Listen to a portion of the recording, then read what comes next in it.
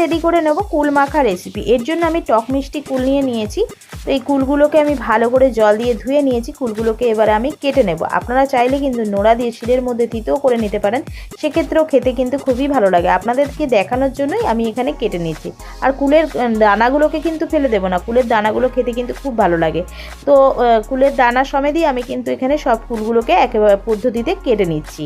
কেটে নিয়ে আমি এর মধ্যে দিয়ে দেবো বিট লবণের গুঁড়ো, আর তার সঙ্গে এখানে দিয়ে দিলাম চাট মশলা, দিয়ে দিলাম গোলমরিচের গুঁড়ো, আর দিয়ে দেবো এখানে জলজিরা। আমি কিন্তু এখানে কোনো গুঁড়ো লঙ্কা বা চিলি ফ্লেক্স ব্যবহার করিনি, কারণ গুঁড়ো লঙ্কা বা চিলি ফ্লেক্সটা কুলের সাথে না খাওয়াটাই বেটার স্বাস্থ্যের ক্ষেত্রে। তো সেটা মাথায় রেখেই আমি কিন্তু গোলমরিচের ঝাল ঝাল করেই মেখে নিলাম।